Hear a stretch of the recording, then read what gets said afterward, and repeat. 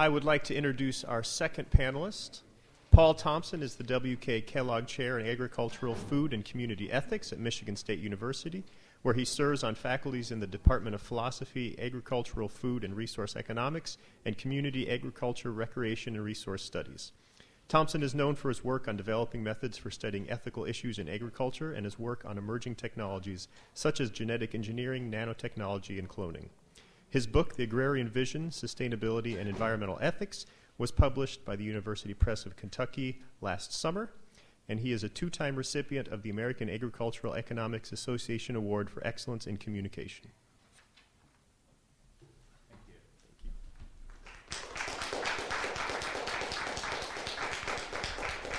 Well, it's a pleasure to be back on campus at Iowa State. I'm actually quite sure that aside from the universities that I've actually been a member of the faculty, I've spent more time on campus at Iowa State than any place else. I was actually here just about 5 weeks ago, and I have to say this is getting a little ridiculous. But when I'm introduced as a philosopher or a humanist, I know that I'm supposed to show up with a long, detailed paper that I read in a boring monotone. And when I'm introduced as an economist, I know that I'm supposed to show up with a really detailed PowerPoint presentation, which I read verbatim in a boring monotone. Today, actually, I'm going to read a chunk of this paper that Greg's had a chance to read in advance, partly just to keep myself on time and also to be a little bit fair to him in terms of what I actually say. I'll preface this by putting in a bit into the context of some of the other talks of the day. I'm going to focus on risk communication. I've been working on problems in risk ever since I wrote my dissertation back in the 1970s, when we were primarily focused on the risks from nuclear power generation, and it's interesting how things come back. But have kind of gone through, as Michael was suggesting, a number of science-intensive technologies in which risk has been very central to the debate. So on the one hand, this connects with Dane's presentation about debating science, but it dives a little bit more deeply into, I think, some of the key substantive issues that often become topics of debate by looking at the way that risk and technical or scientific assessments or attempts to understand risk become components of that debate. So I'm actually going to be less focused on the practice of debate or communication than actually looking at some of the places where some of the key substantive issues seem to reside. But by looking at particularly some of the ethical dimensions of risk debates, I actually think it's going to connect nicely with some of the work on framing that was the discussion of Matt's paper last night, and also will be the discussion of some of the papers this afternoon.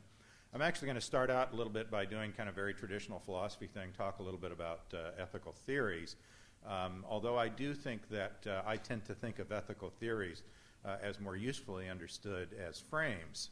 So I would be different from some of the philosophers that would stand up and sort of pick an ethical theory and try to defend it. But I will try to talk a little bit about how philosophers have thought about ethical theory as a way to set up some of this way of thinking about how risk debates get framed.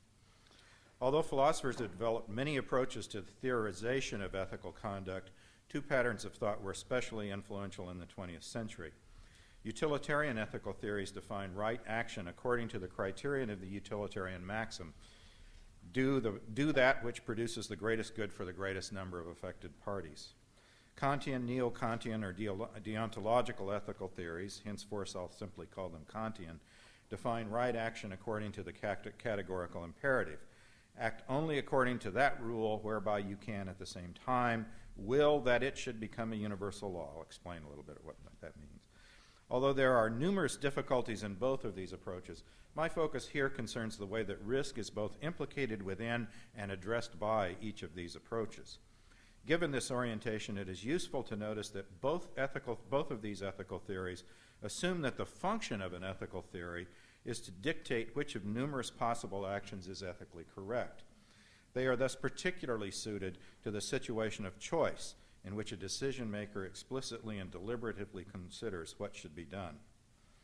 In definitive formulations of utilitarianism, developed by Jeremy Bentham and John Stuart Mill, ethical decision-making is portrayed as a problem in evaluating alternative possible actions in terms of their expected benefit and harm.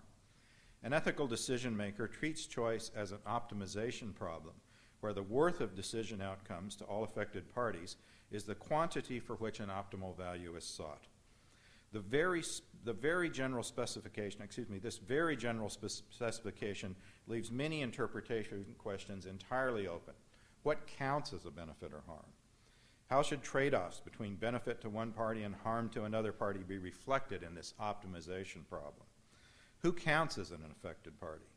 For example, in that respect, Bentham is noted for his opinion that decisions should take into account their impact on non-human animals as well as humans. What is relevant in the present context is that ethical conduct is a function of the expected value that can be assigned to the consequences of each decision option once these admittedly difficult interpretive issues have been resolved. Bentham was clearly aware that the consequences of a decision can rarely be predicted with certainty. His approach was consistent with a long tradition of decision analysts who had studied gambling problems. The solution is to reflect both benefit and harm as quantities of worth or value that include or reflect the probability that the beneficial and harmful outcomes will actually materialize.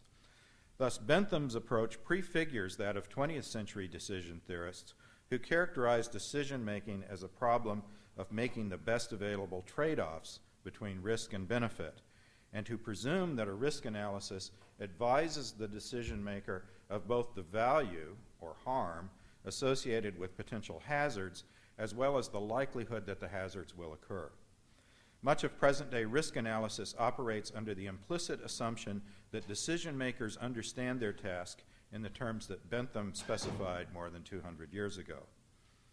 In contrast to the utilitarian approach, a Kantian stresses the way in which any decision maker will be making their choice according to some principle or rule. Immanuel Kant provides an approach for testing these decision rules according to the aforementioned categorical imperative. Decision makers are instructed to ask themselves whether they could endorse the rule in question as a universal law or as a principle that would be used by any decision maker to determine relevantly similar cases. One point of this question is to make the decision maker aware of possible sources of favoritism or bias. In particular, asking whether one would be willing to have others make decisions according to a given rule should sensitize a decision maker as to whether or not they would consider the decision to have been ethically correct, even if they were in the position of being one of the parties that was affected by the decision.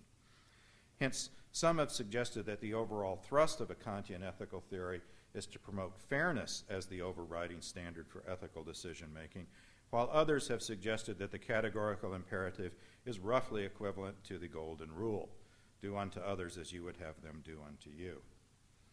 Kantian ethical theory can be made more immediately applicable to practical decisions by emphasizing the way that the categorical imperative can be linked to freedom and rights. Philosophers and political theorists have spilled a lot of ink making this connection, but the detailed philosophical debate is not so germane to the present discussion. Intuitively, application of the golden rule suggests that an agent should be particularly sensitive to the impact of his or her action on the freedom of others. If other parties remain free to act according to their own lights, it is often plausible to presume that the decision under review has little or no ethical significance from a Kantian perspective. In Kant's own approach, actions that affect only the agent himself are not strictly moral at all, but should be considered purely prudential. This suggests that ethical questions do not arise in cases where agents themselves will bear all the risk accruing from their decision. From the Kantian perspective, it is only situations in which risks are imposed upon others that an application of the categorical imperative is even required. From the perspective of Kantian ethical theory, a key question for evaluating risk is whether the utilitarian maxim, act so as to produce the greatest good for the greatest number, can pass the test that's set by the categorical imperative. Abstract philosophical debates on this question may be set aside in the present context, for real-life cases of risk-based decision-making have provoked widespread consensus that it cannot. In the 1930s, the U.S. Public Health Service conducted extensive research on syphilis, including an observational study of untreated syphilis in Macon County, Alabama. The Tuskegee study continued into the 1970s, well after penicillin had been recognized as an effective treatment for syphilis. The researchers' rationale for allowing the study to continue was influenced by multiple factors, but the National Institutes of Health report on this incident, henceforth referred to as the Belmont Report, stressed the way that a narrowly utilitarian approach to the ethical evaluation of medical research could lead researchers astray. A utilitarian evaluating the Tuskegee study might have reasoned that benefits from continuing to observe the progress of untreated disease would accrue in the form of a better clinical understanding of the disease and its effects, and that these benefits would offset the risk of continuing to observe untreated disease to the research subjects that were enrolled in the study. Nazi scientists also rationalized horrific research on prisoners being held in concentration camps, apparently applying a similar application of the utilitarian maxim. However, if there is any instance in which the test suggested by the categorical imperative would suggest that utilitarian reason cannot be universalized, the case of the Nazi doctors would certainly seem to be the example. Following the Belmont Report, the principle of informed consent has been the standard for ethical acceptability of risk to human subjects in research settings. Succinctly, research that imposes risk on human subjects is ethically acceptable only if subjects have been fully informed of all risks and researchers have secured freely given consent. Now I want to turn more explicitly to risk communication. One important strand of research on risk communication involves problems in which communicators hope to induce behavioral change among individuals and social groups in light of research on risk factors that contribute to mortality and morbidity. The presumption behind these efforts is that target groups do not know that their behavior is risky and that an effective information campaign based on science will induce voluntarily behavioral change once people have become aware of the relationship between their conduct and their exposure to hazards. A 1977 report from Willard Cates, David Grimes, Howard Ory, and Carl Tyler described an apparently successful risk communication effort in the public media to advise women of the risks associated with leaving an IUD in place after conception. Risk communications efforts associated with smoking, HIV/AIDS, and numerous other behaviors have had mixed results in changing behavior.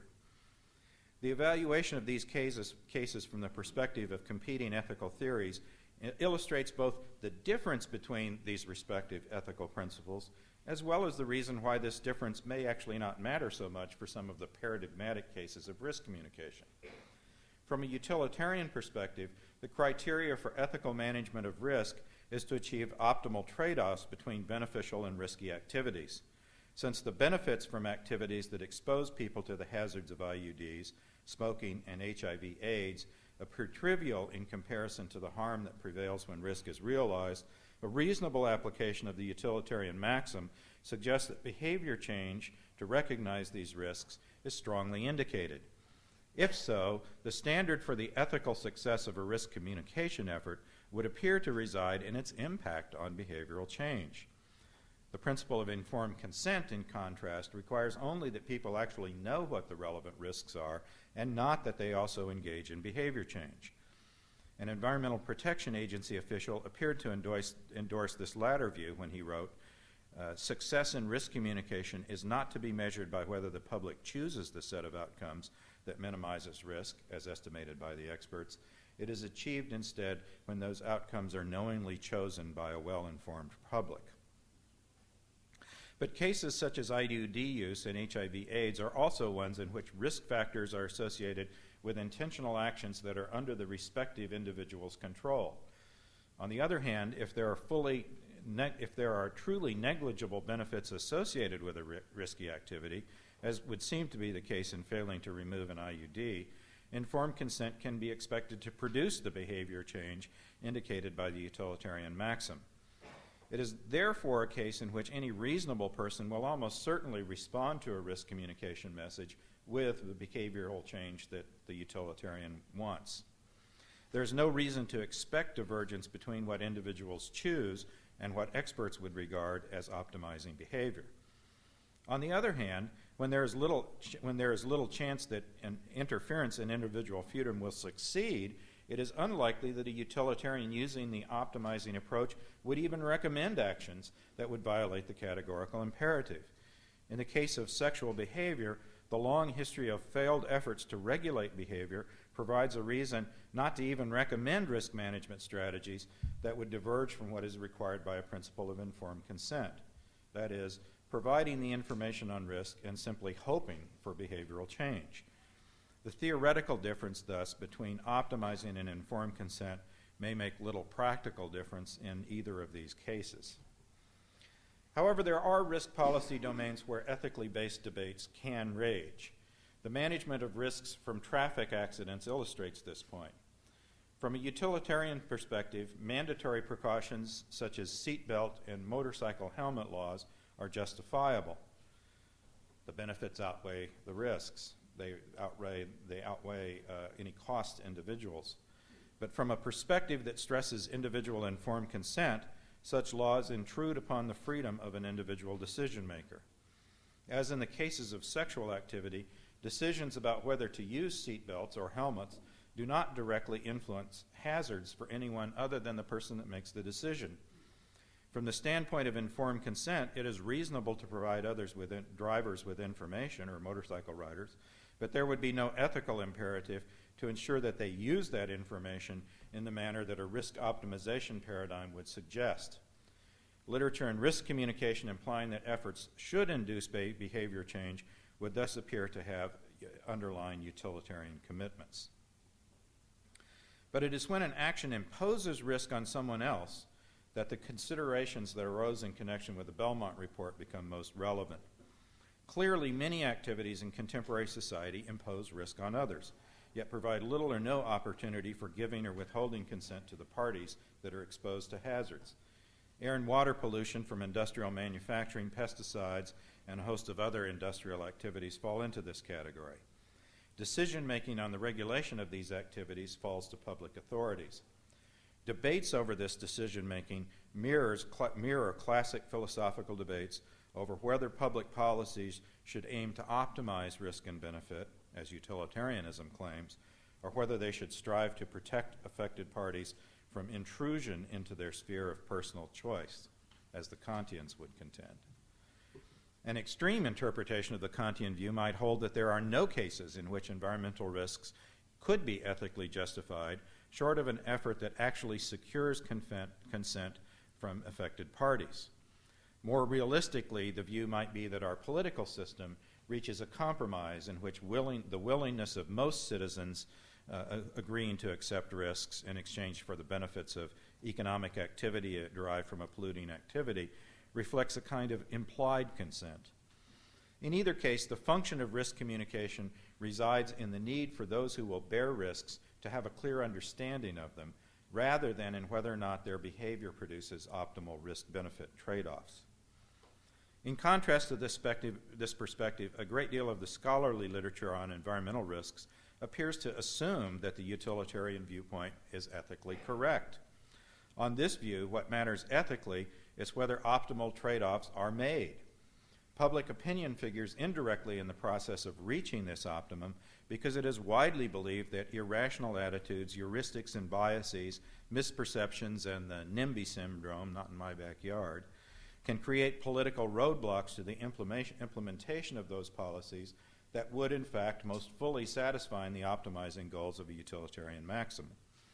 For a thoroughgoing utilitarian, the goal of risk communication is thus unabashedly one of manipulating public opinion and behavior so that an optimal balance of risk and behavior can be achieved. This need not imply that the question of whether risks are voluntarily accepted is irrelevant to a utilitarian. Chauncey Starr, one of the founding figures in contemporary risk analysis, argued that standards of risk acceptability for involuntary risks would indeed be much lower than for voluntary risks, But Starr's approach was thoroughly utilitarian in its ethical commitments. Starr thought that once we had a standard for risk acceptability, the responsibility, the function of risk communication is to make that happen, essentially, not to just advise people of what risks are. It is also quite possible to reconcile utilitarianism with the need for good faith communication efforts, particularly when non-experts have information that experts lack. Knowing how people will act in a given situation will generally be important for anyone who hopes to achieve the greatest good for the greatest number. Placing them in a position where they can engage in politics on an informed basis may not be. Policy change over smoking represents an interesting and illustrative case. Prior to research results demonstrating the hazards to third parties from secondhand smoke, there had been little momentum behind efforts to introduce mandatory laws governing smoking behavior.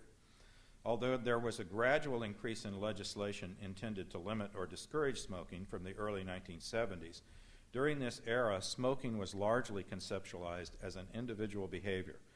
Exposure to secondhand smoke was regarded as an annoyance or a nuisance by non-smokers, but not as an activity that exposed them to risk. Once the health effects of exposure to secondhand smoke became well understood, a new rationale emerged for legal remedies. In the ethical terminology I've been developing here, it became possible to see smoking as a behavior that imposed risk on non-smokers. And given that ethical framing of the issue, a morally compelling case for legal bans on smoking in public areas could be mounted by mobilizing rationales that are derived from Kantian ethical theory. Laws that regulate exposure to secondhand smoke have proliferated in the last quarter century, not just in the United States.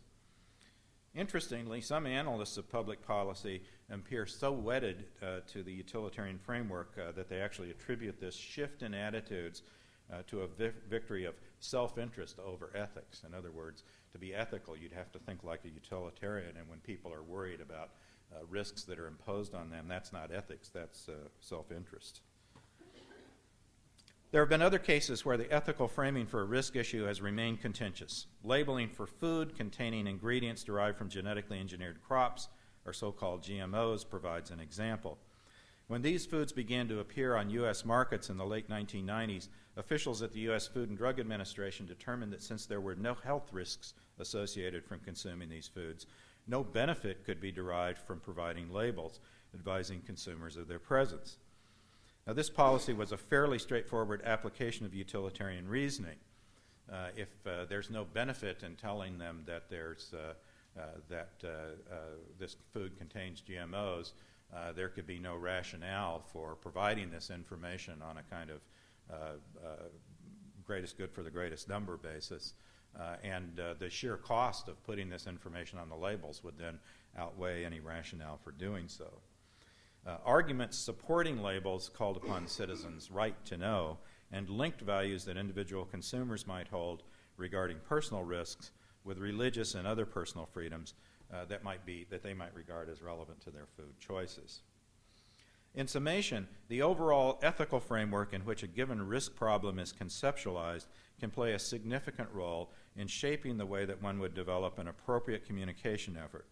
In cases where informed consent has been clearly identified as the appropriate standard, as in developing protocols for the use of human subjects in research contexts, a communication tool should clearly try to minimize its persuasive component.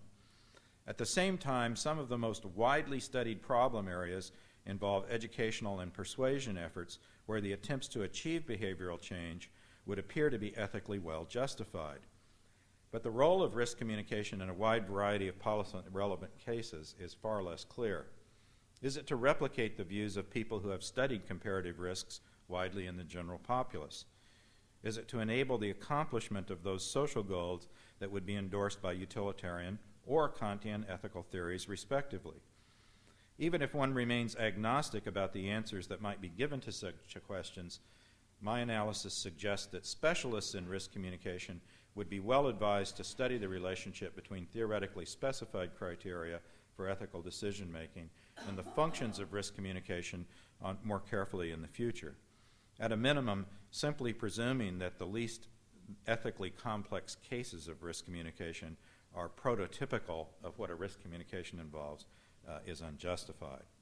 So I think I'm going to wrap up there. I've got some more stuff, and I don't know if we're going to get into some of that later, but there are some other interesting, I'll just kind of mention some of these things. There are some other interesting things about the way that the word risk functions in ordinary language that are not typically taken account of, certainly in risk analysis, and I think to some extent in risk communication. Specifically, this utilitarian tradition, this way of looking at risk as something that attaches to the outcome of a decision, really tends to take the notion that you can pretty much definitively characterize risk in terms of the probability of hazardous or harmful outcomes. However, in ordinary language, risk also functions as a verb. And when it functions as a verb, it's very tightly tied to action. You can't make a grammatically correct sentence with the word risk as a verb unless the subject of that sentence is something that's incapable of intentional action. That sounds like a mouthful, but if I try out some examples, I think you'll see what I mean. I can say that you risk your health by drinking that water. I can say that Jim risked his life by driving too fast. I can say that a company, General Motors, risked the health of the nation's economy with its stupid fiscal policies, right? But we tend to think of companies and groups of people and individuals as all capable of taking risky actions. It just doesn't make grammatical sense to say things like that iceberg is risking the extinction of polar bears by melting, right? It's just not a parsable sentence. So there's actually something embedded in our actual grammar of communication that ties our notion of risk to intentional action, and intentional action is already in this realm of moral responsibility. So although it's quite possible to talk about the risk of climate change to the survival of polar bears and melting glaciers and ice caps and things like that we characterize the probability of that in order to characterize that. It just doesn't actually parse out to translate that into this more functional, intentional grammar. Now, I wouldn't want to suggest that that means we can't make sense of the word risk in those contexts, but I do think that there's a kind of soft set of pragmatics that tend to tie risk to things that people could be held responsible for. So I think in one of the things that I kind of go on and talk a little bit about in some of the later sections of the paper is some of the interesting ways in which framing an issue in terms of risk either might or might not lead people to look for the agent that could be held responsible for this. And I think one of the real difficulties in the case of climate change is that although in some sense we're all responsible for this, it's very difficult to characterize an entire population of people as intentional agents. It's not something that anybody's done intentionally. So with those kind of closing comments, which I think are kind of shrug your shoulder, say, what do we make of this kind of comments, I'll kind of revert back to the point that I closed the remarks that I was reading from, that I do think that there's an interesting way in which this framing that emphasizes informed consent as opposed to this framing that represents optimal trade-offs really needs to be thought about fairly carefully in terms of the way you're structuring a risk communication effort, and it's an area where I'd really look forward to more collaboration between communications people and philosophers. Thank you.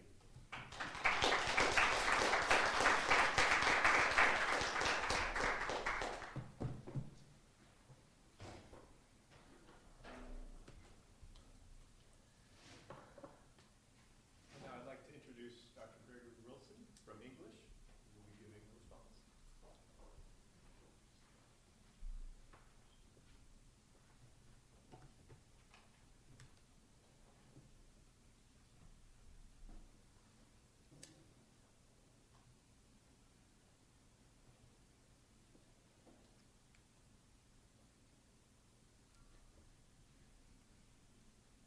Since I've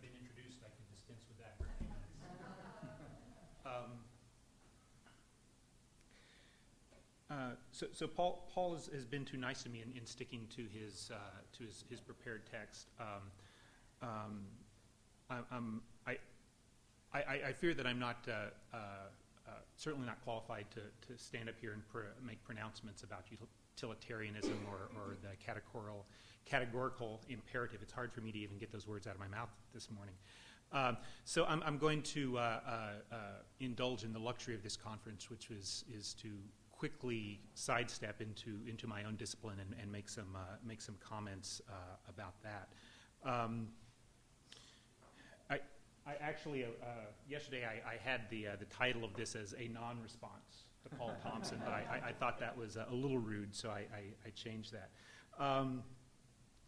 So Paul helps us out with a very lucid explanation of utilitarianism and the categorical imperative.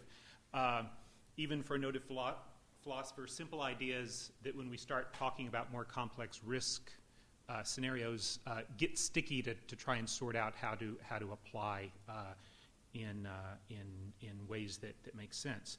And we end up with the question, the broader question of how do we move from these simple concepts to ideas about public participation in science policy, which is kind of one of the larger issues that we're talking about here. And as I was reading this, I was remembering being in college, and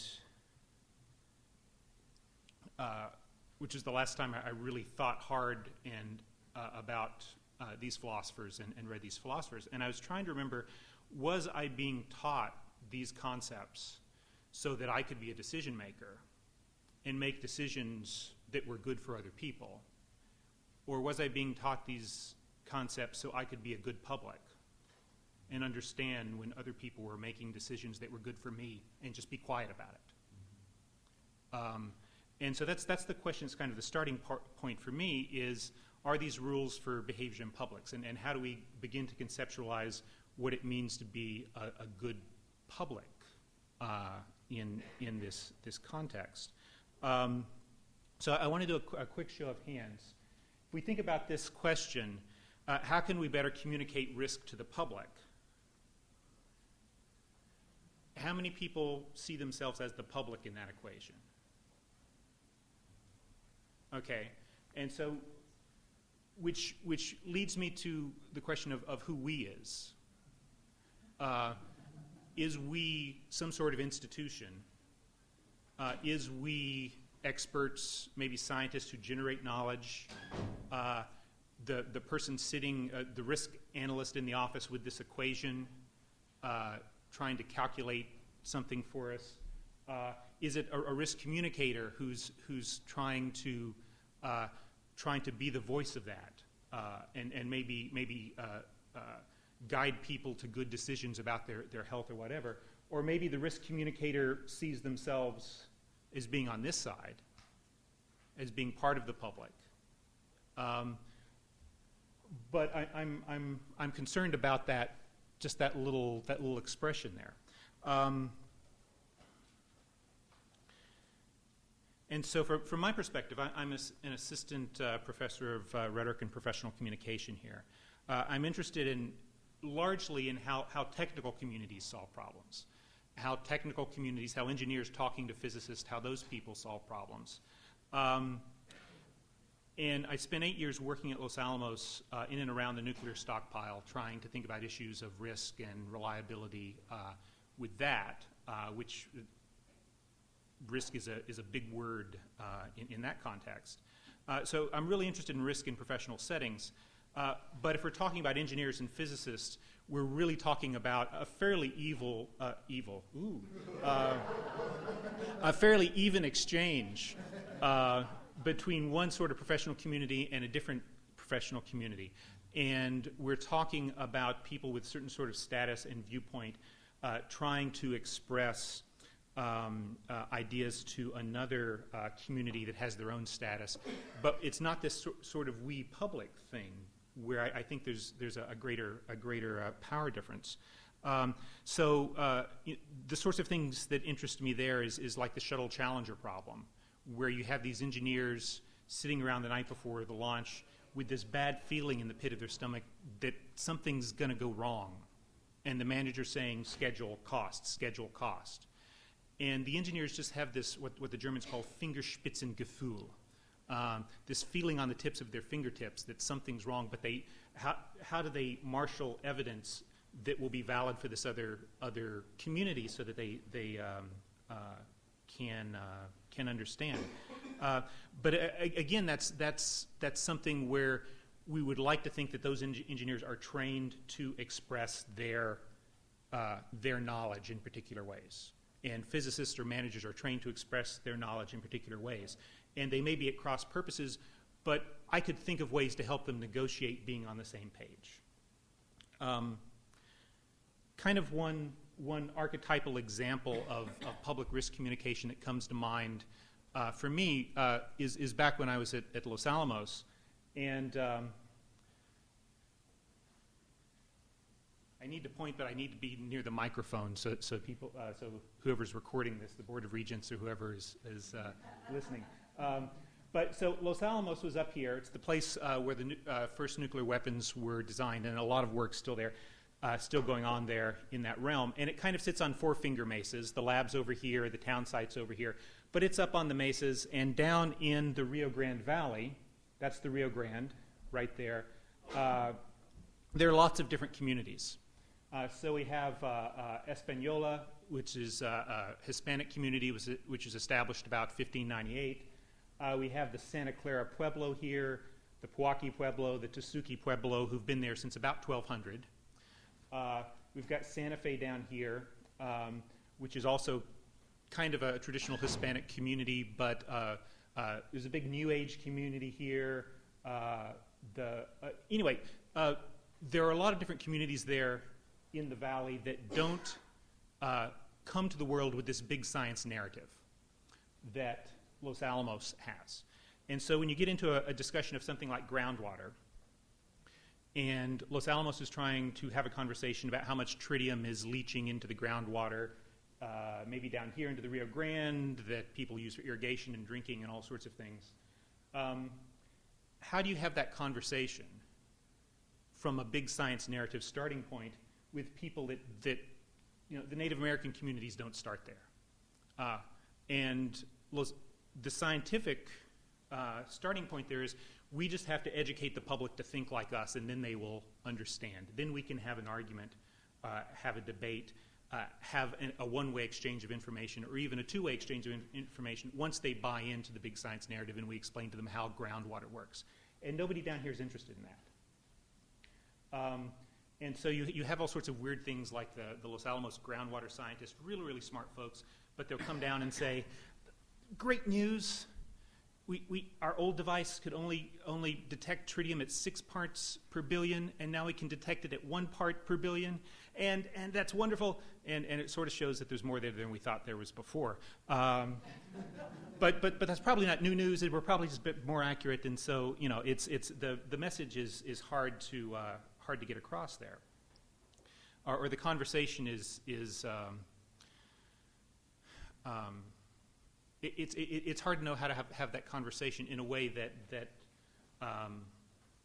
just isn't you trying to force some viewpoint on somebody that they don't have any interest in. And in terms of science, I don't really think that you can draw a box around a laboratory and say, over here, this is technical, and this is knowledge, and this is science, and over there, that's irrational, and that's public, and that's social. Because it's all social. And Bruno Latour says this in a lot of his scholarship, but in his book Pandora's Hope, he says it's really a false and unproductive dichotomy to separate off something that's natural and scientific from something that's social. He says everything's kind of a hybrid. When we talk about global warming, there are social and technical aspects to it, and we really can't tease that apart in a way that's productive. And from a person who's worked with technical people, we really fool ourselves when we say that, well, we understand the risks, and we're going to talk to you about what the risks are. The people who spilled all the oil in the Gulf didn't understand the risks. When you tripped over the the thing here. We had it taped down. Nothing could go wrong over here, and we aren't smart enough to understand all the way things can fail in complex combinations. So, it's not like there is some rational set of people that can tell the truth to somebody else, and they should sit there and be good subjects and accept that. Who are we to be making those sorts of decisions? Collins and Evans had this wonderful piece, The Third Wave of Science Studies, that has many interesting ideas, and this is not one of the most interesting ideas of it, but it talks about kind of the three phases of the relationship of the public with science. And of course, at some point, maybe in the 50s, there were these guys in the white lab coats, and they were experts, and you respected them, you didn't question them. You wanted to know what to name the baby, you wouldn't ask the physicist what to name your baby, and they were just kind of the high priests. And then at some point, we figured out that scientists are really doing some dangerous crap, and we could keep an eye on them. Kind of post-Rachel Carson kind of thing. Science was not to be trusted. And at some point, we start figuring out that the public has to engage with this in a way and has to have a relationship where you're in, where there are public people that can be talking about science in a way that is productive.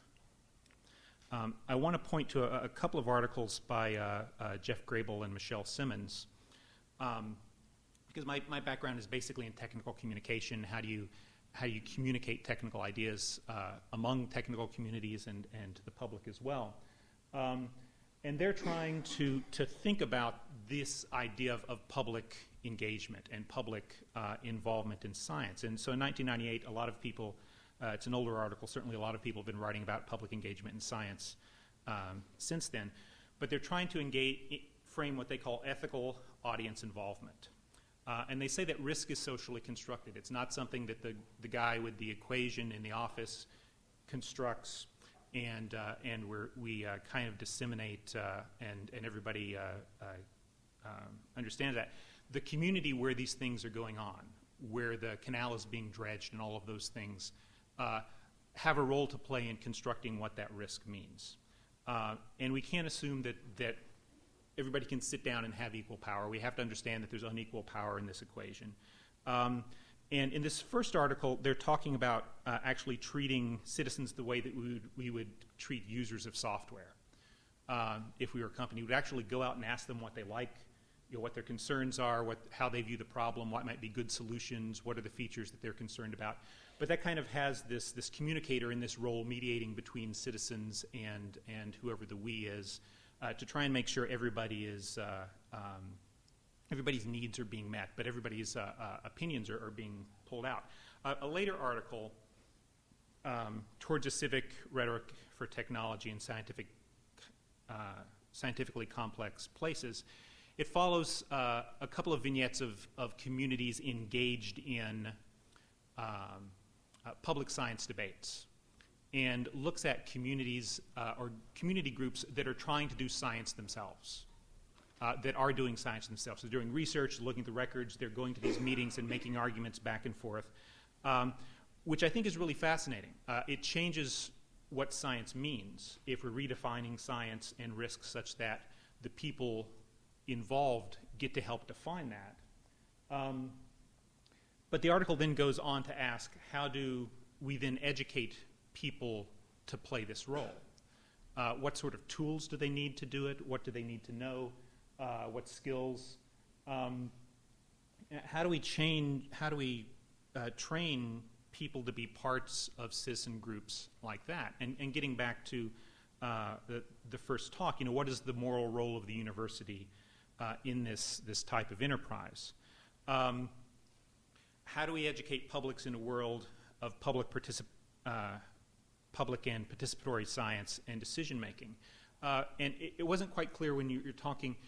You talked some about taking science students and talking to them about morality. And I don't know if you're also taking humanities students and teaching them to do science. As a mixed group, so he's shaking his head, and that's what I'm angling at here. But how do we take students and teach them to be citizens and scientists and engage in this way. And the model that I thought about was the ag extension model that we have at universities like this, where we spend a lot of effort taking the knowledge that's generated here and going out and trying to disseminate it so that better agriculture happens. But we also go out there and we have some respect for the farmers because they are in this space and they're experts at what's going on in their particular space. And so our role with the university as kind of an extension is to help them do that. And I wonder what it would mean for us to respect the public in terms of being citizens and being rational and knowing what they're doing and having kind of a citizen extension relationship with them in that way. So I'm going to stop there. And thank you very much. And thanks again for Paul for a wonderful paper.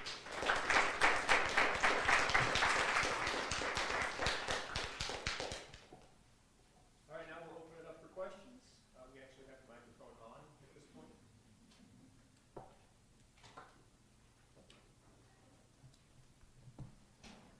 So I have a comment. First of all, I'm a physicist, and I didn't really think of myself as evil, but we have certainly done some wacky things over the years, nuclear power being one of them.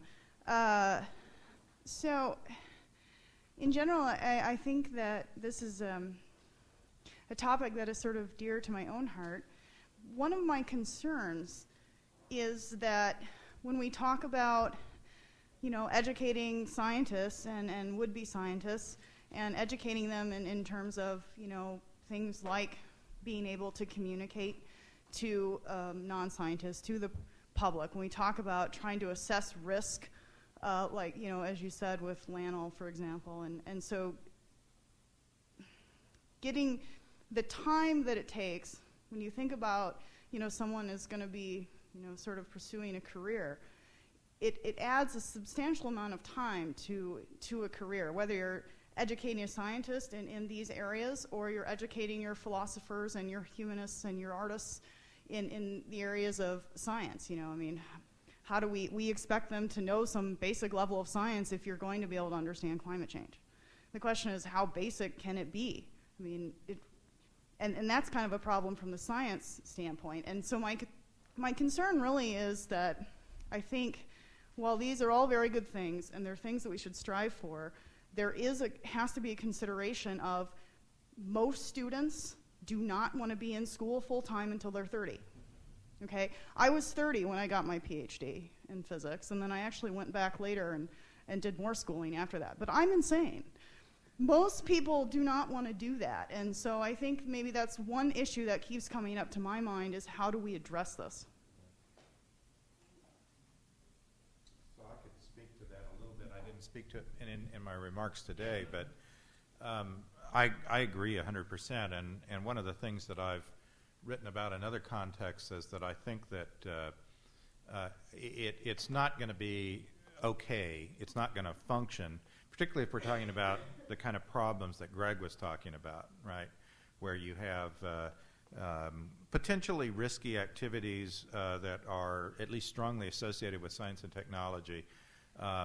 Frankly, you can have professional risk communicators, you can have philosophers, but ultimately people want to hear from the scientists, right? And, the only people that have credibility culturally in our society to talk about these issues are the scientists. So I think somebody institutionally, the science community has to accept responsibility to have this expertise collectively, right? It's crazy to think that every bench scientist, has to have all of this training, but at some level, and I frankly don't think even, institutions such as AAAS, much less, more, basic level professional societies in the sciences have accepted this, right? So you take a society that I work, I work with toxicologists, right? Toxicology is obviously a very public health, risk-oriented discipline, but there's very little that they have embraced as a professional society that would encourage them to know the first thing about how the ordinary person, thinks about numbers, much less risk, much less issues of responsibility or power differentials. And I think that it's just frankly irresponsible from a collective professional discipline standpoint not to have embraced that. But I agree with your point that, it's just not going to be functional to think that this has to become, part of the education of every toxicologist, right?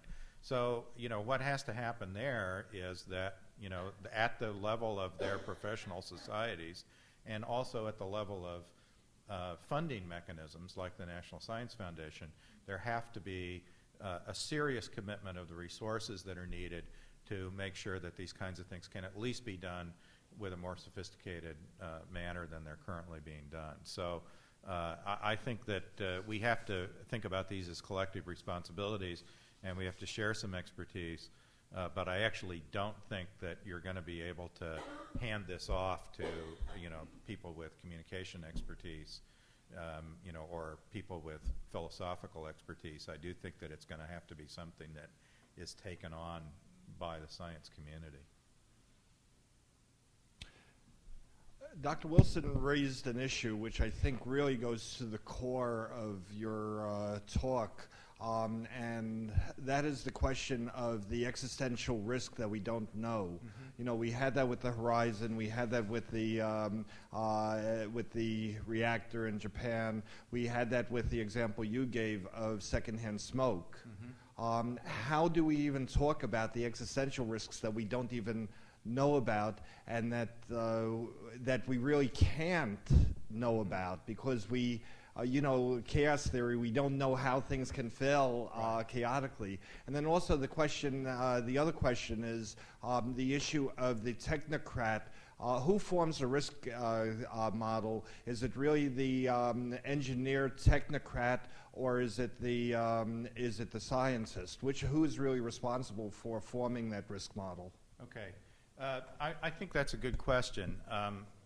And I think that, the flip answer is that we deal with the existential risk in existential terms. John Dewey wrote, "The world is a scene of risk." And, we deal with risks all the time. The more potent form of that question is, what about the existential risks that are associated with tech activities that seem to have a kind of technological core? And I want to point out that there's really there's some tension in our communities that I don't think that we've really grappled with. Right? Greg was quoting Jeff Grable, who's a colleague of mine, who I work with on some projects, and talking about this set of we seem to be doing new technical things, and what about we don't know about that, right? I also work with Maria Lipinski. Some of you in communication may know her work. And she comes from a very different tradition of risk communication. It's much more the scientists have figured out something, right? It was an existential risk, but now the scientists have actually learned something, right? And it's important for you to know this because you need to do things differently. You need to take out your IUD after you get pregnant, right? And, you need to, you discover secondhand smoke, right? So there is, I think, in this community that I work in, and I kind of come from the Jeff Grable, these weird things side of it, starting out to study nuclear power. So I was kind of inclined throughout my career to be, the scientists are being, they're overstating their knowledge and they're being too confident and so on. But there is this whole other domain of problems in risk and risk communication where the science actually learns something that we need to know about, right?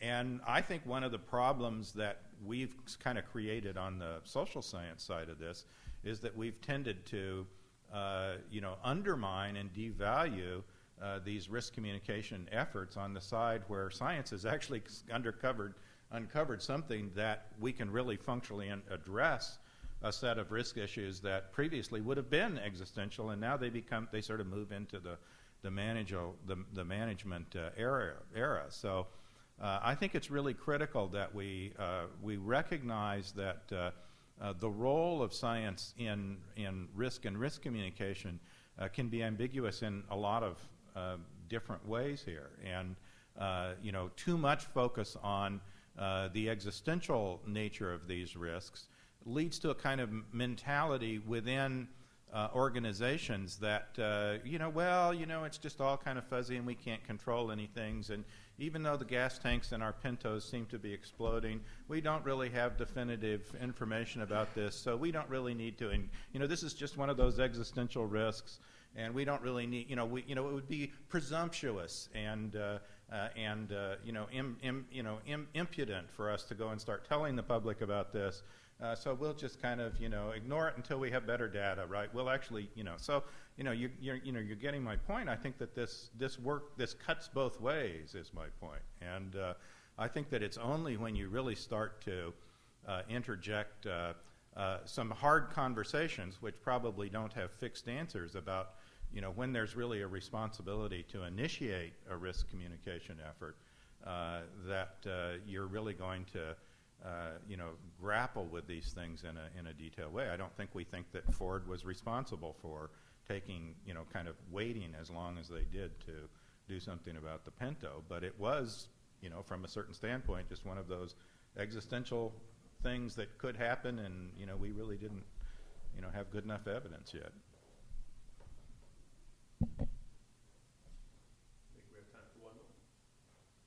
When you spoke about risk as a verb, all of the examples that you gave were negative. I was expecting that you would talk about entrepreneurs being appreciated because of the risks that they supposedly take, although the recent information I've seen is that successful entrepreneurs do not take risks, and the failed ones are the ones who do. Right. But sometimes in my personal life, I feel like I am almost forced to consider risks that have been identified to me by science when, without that knowledge, I might feel like taking that risk was a valuable, positive thing to do, like in climbing a mountain, for example. So how do you, doesn't that make the question even more complicated? You can't just take risks as always being negative things. So I think I partly agree, but I want to, just kind of the philosopher in me just wants to push back a little bit. I mean, I do think that even if you talk about the risk of climbing a mountain, it is a risk that people not only voluntarily want to take, but they want to take it. They want to undertake it because it's risky. But you don't undertake. There still is a kind of negativity. I mean, what makes it a risk is that, you could be seriously injured or you could die, right? And so that's what the negative aspect of it is part of what makes it attractive.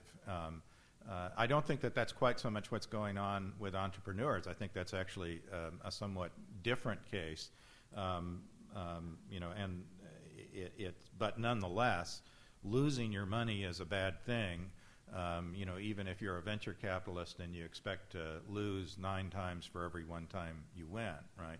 So there is, I think, something inherent to the grammar of the word risk that ties to the downside, probabilities. And what's kind of interesting is that although in ordinary language, I mean, there's a convention in both risk analysis and particularly in the financial world making a distinction between risk and uncertainty. So risks are cases where the probabilities are well known, and uncertainties are things, this kind of existential stuff where we just don't know. But I think in ordinary language, all of that sort of gets bundled up together. What's kind of interesting is that I don't think that there's a word that has quite the same uncertainty probabilistic sort of connotation on the positive side. So when we use a word like benefits may be speculative. They may or may not happen, right? But I think the grammar of benefits is that we very much expect them to happen, right? I mean, we're very confident that these benefits are going to, are going to actually ensue. But in any kind of technical analysis, the benefits may be just as speculative and probabilistic and uncertain as the risks. So there's a lot that's kind of interesting to kind of probe from both a linguistics and rhetorical standpoint in terms of the way that our concepts function on this side, and certainly some of the the work that's been done in behavioral economics and cognitive science suggests that we're kind of wired this way, right? We're just kind of inherently optimistic, and we don't actually, we do in some sense associate certain kinds of probabilistic or uncertain or not inherently inevitable kinds of circumstances as in some sense negative, right? Wanting to have some sense of control is even a positive thing. So I think all of these things get jumbled together in any kind of risk communication activity. And it's part of the reason why it's an interesting and exciting multidisciplinary research area, is just kind of sorting through all of these difficult kinds of things. Right. Give our panelists another round of applause.